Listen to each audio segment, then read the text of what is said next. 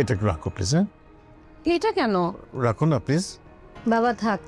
শোন, আমাদের এখনই একটা সিদ্ধান্ত নিতে হবে। আমরা প্রতিদিন একটা ভালো কাজ করব আর কারোর সাথে দুর্ব্যবহার করব না। কিন্তু আমাদের চায়ের বিল কে দিবে? উনি কে? আমার আব্বা। আমার আব্বা? মেহরিন তো বলছে মেহরিনের আব্বাই নাই। যে মেয়ের বাপ জীবিত থাকতে সে বাপকে অস্বীকার করে, সেই মেয়ে কিন্তু এই সংসারে একটা অঘটন ঘটাবে। এখনো সময় আছে, এই মেয়েরে বিদায় করেন। মেহেরিনের সৎ বাবা এখন তার শ্বশুর বাড়িতে এসেছে। কি ঘটতে চলেছে এটা আমাদেরই গল্প নাটকের 22 ও 23তম পর্বে।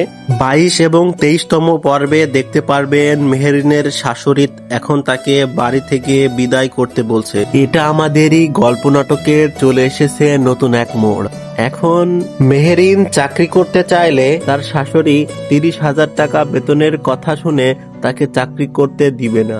বাড়ির কাজে তাকে ব্যস্ত রেখে চাকরি করতে দিবে না। তখনই এটা শুনতে পেয়ে ফাহাদ তার প্রতিবাদ জানায়। তো হ্যালো ভিউয়ার্স, কেমন আছেন সবাই? আশা করি ভালো আছেন, সুস্থ আছেন।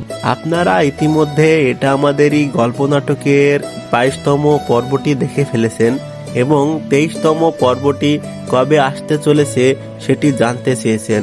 তো ভিউয়ার্স, আমি আপনাদেরকে আজ এই ভিডিওর মাধ্যমে বলে দিব কবে আসতে চলেছে 23 ও 24 পর্বটি।